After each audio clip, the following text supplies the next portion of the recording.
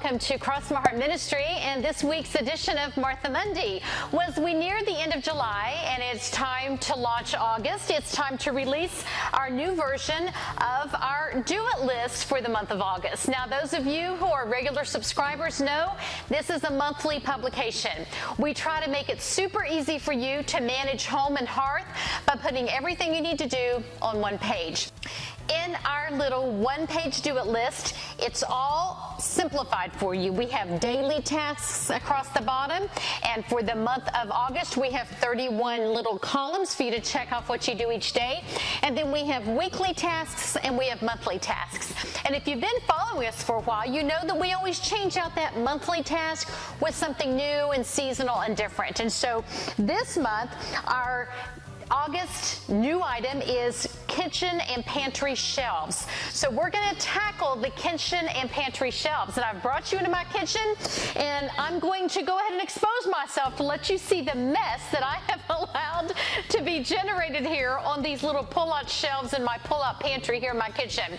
We're going to tackle those in a few minutes. Before we jump into that, I want to share maybe a little history lesson with you to kind of inspire all of us on as we think about cleaning out the pantry shelves and kind of give us some inspiration. I'm going to go all the way back to World War I. Now, that's a little over 100 years. A little over 100 years ago, when World War I was taking place, all the men left America, were sent overseas to fight. The workforce was depleted here at home. The agricultural industry suffered because all of those men that were working and producing all the goods and services and the food that we needed were shipped out. And so the government started some campaigns to encourage conservation. We didn't hear about, I wasn't alive then, but they promoted an idea called Meatless Monday and Wheatless Wednesday, and just encouraged folks to be creative, and the folks that were left at home with what they would eat and how it would be consumed and what was going to be on their dinner plates at home. They made sacrifices to conserve resources. Victory gardens were planted. A lot of people during that era still grew gardens at home, but those who didn't maybe learned to garden. So planting a garden and having it be called a victory garden, participating in Meatless Monday or Wheatless Wednesday was part of being patriotic, as they encouraged everyone to eat different and to do their part to support the war effort. It released the strain on the agricultural industry as all those workers were gone.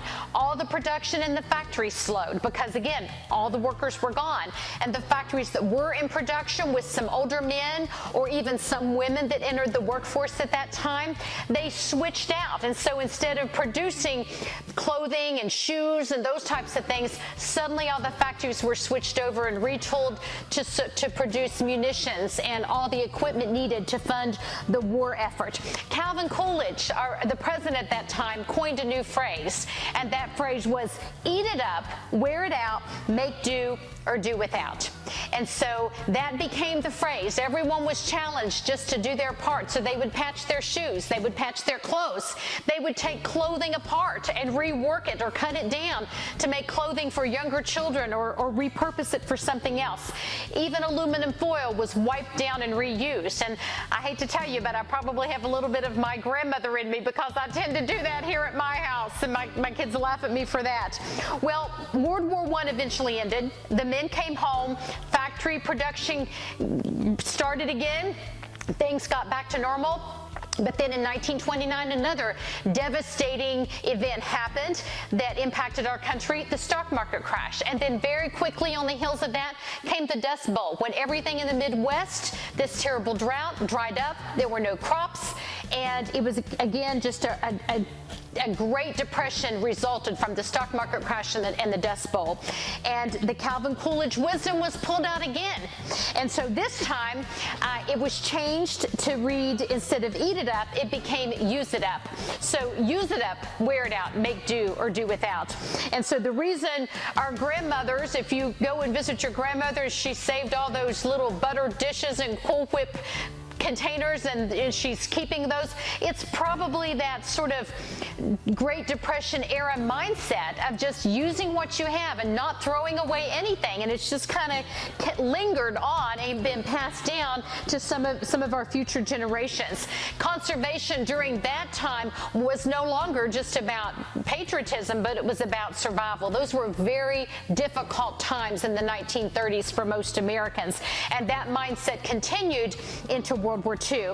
Well, we don't live in that time anymore. In fact, we here in America live in a time of plenty, and even those who are suffering in a lower class here in America are probably still above standards in many other parts of the world. And for those that need help, I'm so grateful that there are churches and nonprofits and government agencies that are available to help those with food insecurity and to help meet those needs. Most of us, though, like me, probably have food on your pantry. In fact, you have things that sometimes go to waste. Shamefully, I'm sure that when I start cleaning out my pantry shelves today and checking dates, there are things that I've let expire and things that I need to use up and make do with. Sometimes we go into the grocery store and buy food, not because we don't have food, but because we're just bored with what we have, or we want to try this recipe, or we want to do something different.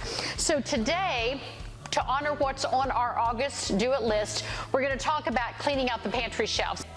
Every month on our do-it list, we always have clean out the fridge as one of our items, because the things in the refrigerator have a much shorter life than the things on our pantry shelves. So if you're following our do-it list, you know that that's one of the weekly items or one of the monthly items that we recommend you do routinely every month. Just sort of look at what's in there, check the dates, wipe out those shelves, and just if you get into that habit of doing that about once a month, you're going to keep up with the things that are in the fridge.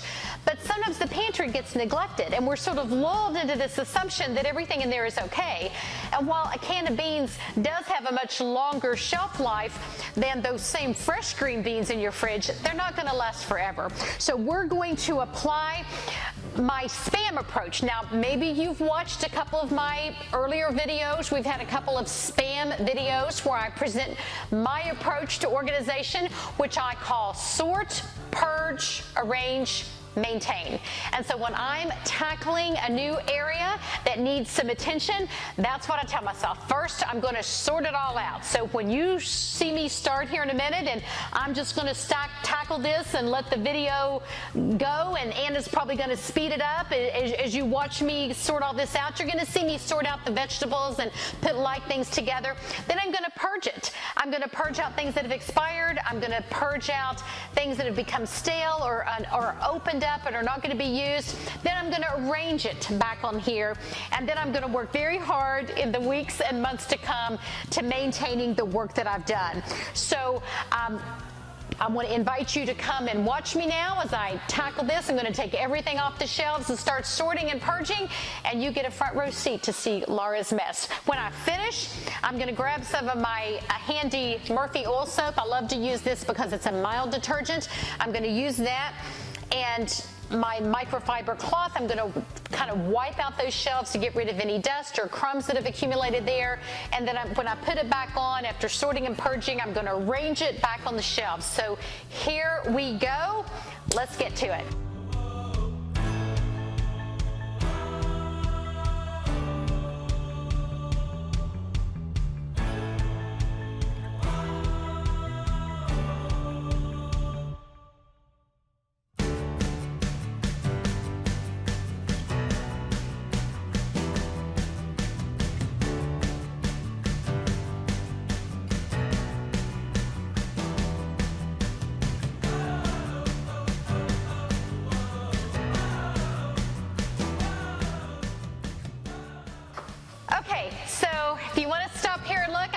Everything off the shelves, and now I'm going to start sorting and purging, but first I'm going to run some water with my Murphy's oil soap and wipe off those shelves. So here's another chance to watch Anna speed things up. It's going to look like it's happening very quickly as you watch it on the video, but it's going to take me some time to get it done. So here we go.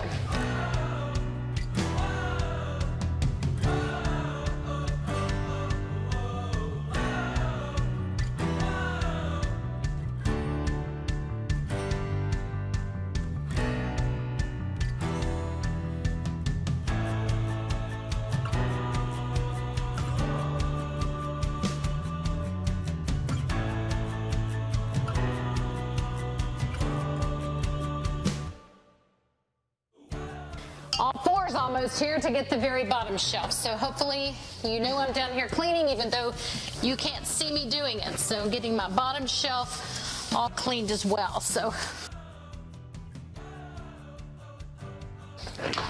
okay, so my shelves are all cleaned out. Got all the dust and little crumbs and everything wiped out there. I'm gonna set my soapy water aside. I may tackle another cabinet here. I'm getting so inspired. So while I'm gonna let those air dry, just wipe them out with that damp cloth, and that's all ready to go. Gonna let them air dry while I start doing my sorting. So now, because I have the big mess here and I'm trying to stay inside the video frame, what I'd really like to do is sort of spread this out over my entire counter so I have a little bit more space. But I'm going to sort of do this in front of the camera, so I'm going to sort of push some of the other things down and pull just my canned goods in first, so you can just sort of see me do that. So we're going to do this quickly. Let Anna maybe fast forward the video so you don't have to see all that I'm doing. But here we go.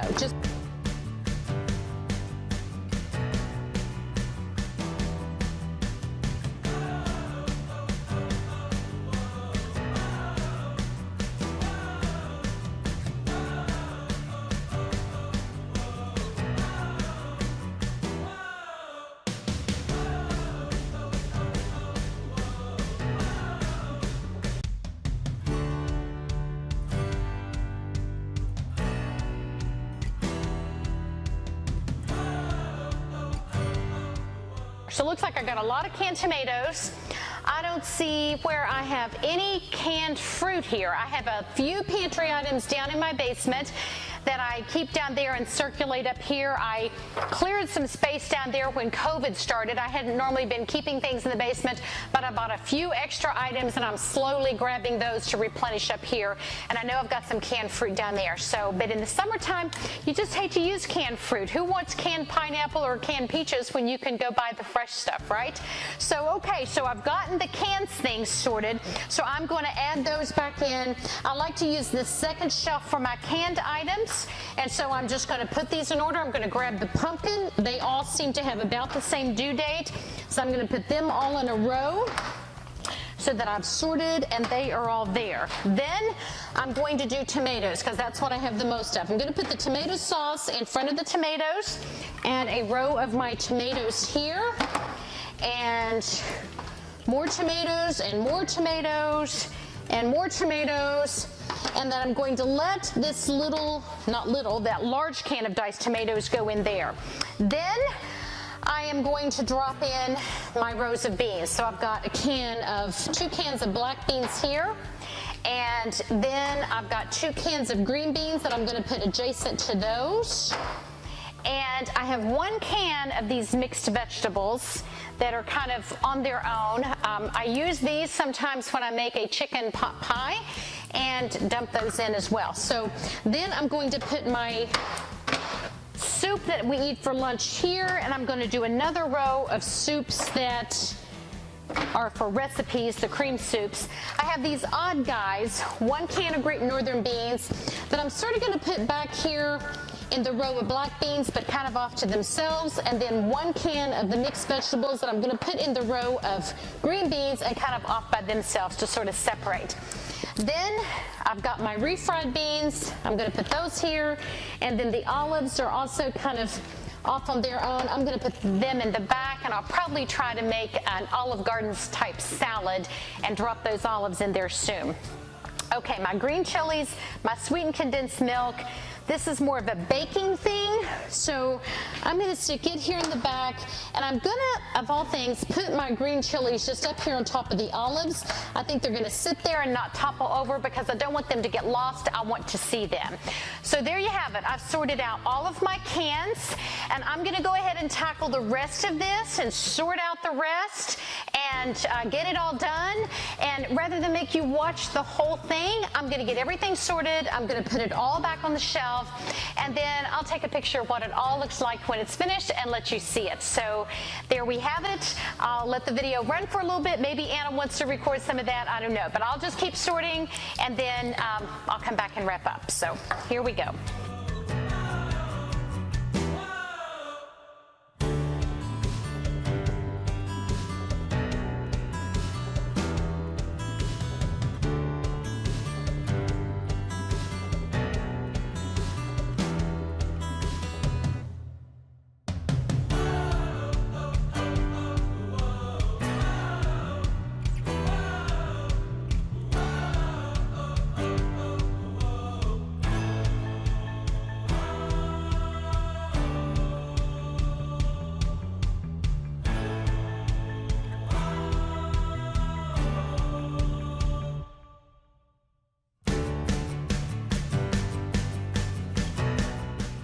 stuffing mix because I have this recipe for this yummy chicken casserole that I don't think I've ever done a video. I may do that sometime.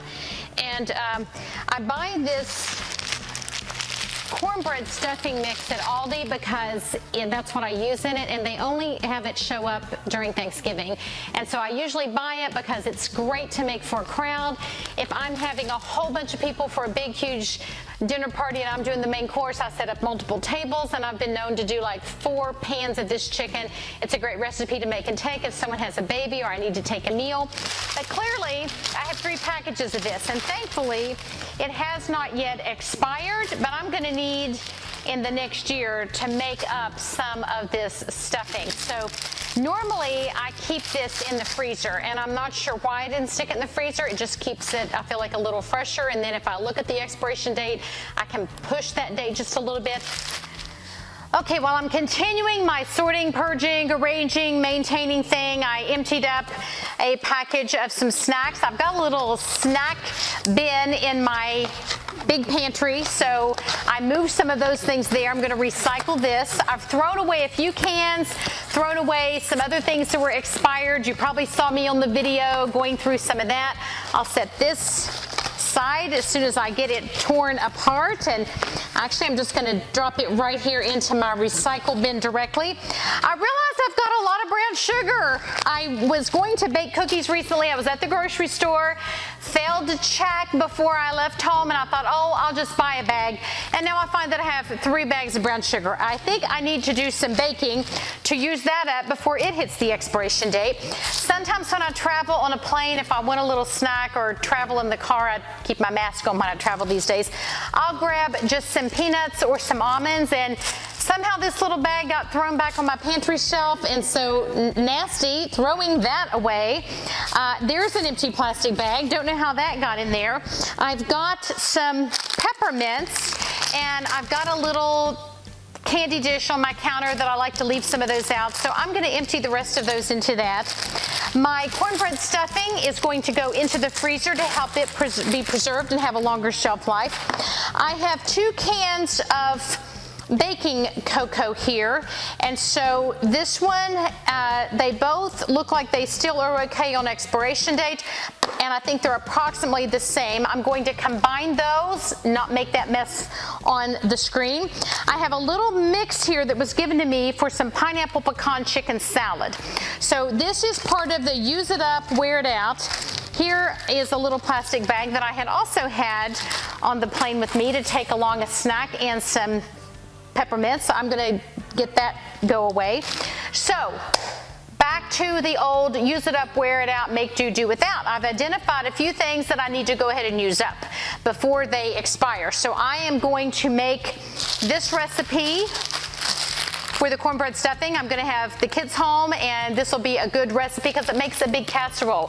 That's part of my challenge as I transition to this new era of empty nesting. I was so accustomed to 4 kids at home and a couple of teenage boys that I was always making these copious amounts of food, making a big meal every night, and now that it's Kevin and me, I forget that I don't need to keep so much on my pantry shelf, or what is on my pantry shelf is not going to be used up quite so quickly. So I'm going to continue to finish, but I almost have everything put back together here.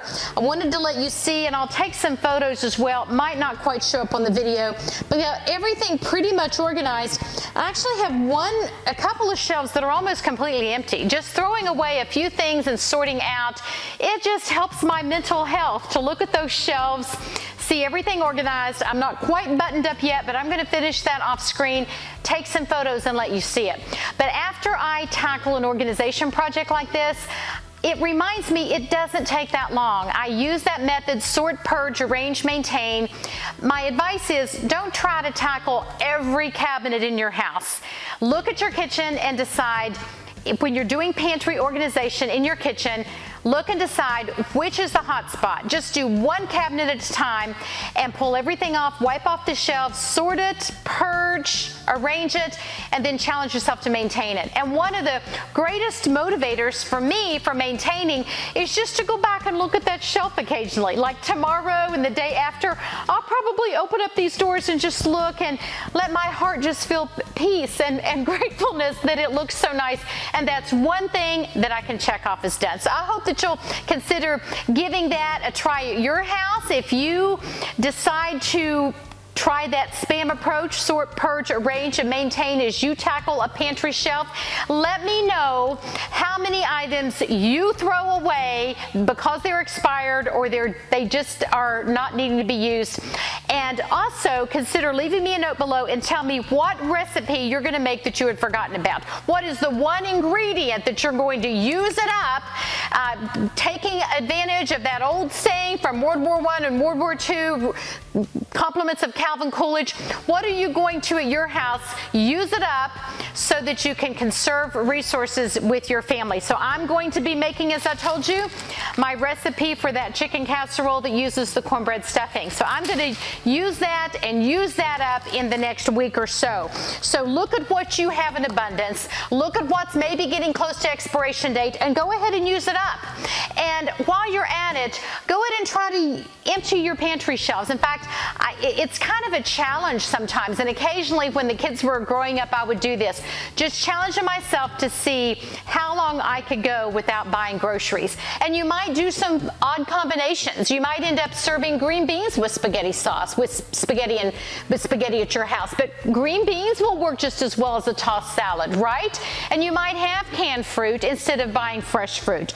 But if you can accept that August challenge and just try to eat up what's in your freezer, eat up what's in your pantry shelves, and just see how much you save in your grocery budget. If your grocery budget is $100 or $200 a week and you skip groceries that week and use up what's in your shelf, well, what might you do with that extra $100 or $200 depending upon how big your grocery budget is, depending upon how many children or how many teenagers you still have living at your house? So I've got a few ideas as I wrap up for what you could do with resources that you might save by using up what's on your pantry shelf. Number one, save it. Save it for a rainy day fund. You know, our friend Dave Ramsey over at Financial Peace University recommends that you keep a minimum of about a 3-month rainy day fund to meet expenses. Whatever money you need for your budget, have 3 months worth out there to save just in case somebody gets furloughed, somebody gets laid off, something like that happens. Have that rainy day fund to meet those unexpected expenses. Number two might be a Christmas fund. We always get to Christmas, and it seems like even the best of us that budget tend to blow that budget. So maybe set aside what you're going to save in August for some December shopping. Maybe this year, if you've got some money set aside and if you save more than a couple of $100s, maybe you might think, well, maybe we could find some good airfares and we'd fly to Grandma's instead of driving at Christmas. I don't know, there's an idea. Or maybe you would decide, you know, there's this missionary family that we've been praying for and we tithe to our church, but we're going to take what we save on our pantry shelf and we're going to bless this family. They've got this need, or maybe it's someone in your community that you know has a need. So maybe you're going to help meet that needs or give to God's work or God's kingdom, and you're going to find the money that you're going to give away right here on your own pantry shelf. Let me know again which item on your pantry shelf you've chosen to use up this month, and maybe you're just going to save a little bit of your budget. Maybe you're going to save a lot. But I hope that you'll give this a try. I hope you'll try to get your pantry shelf organized and you'll make do, use it up, wear it out, make do, or do without. And also, don't forget to download our copy of the Do It list for the month of August. If you want a blank one and you want to make up your own items, if I've pre-populated mine with tasks, but don't forget we also offer a completely blank version so you can make up your own list. I know there are several moms out there that like to print this and create a Do It list, a to-do list for their children as they start to train them how to manage their lives and how to manage their chores and their daily responsibilities. So thanks for spending this time with me for Cross My Heart Ministry. I'm Laurie McFarland, and don't forget, use it up, wear it out, make do, or do without, and have a blessed week.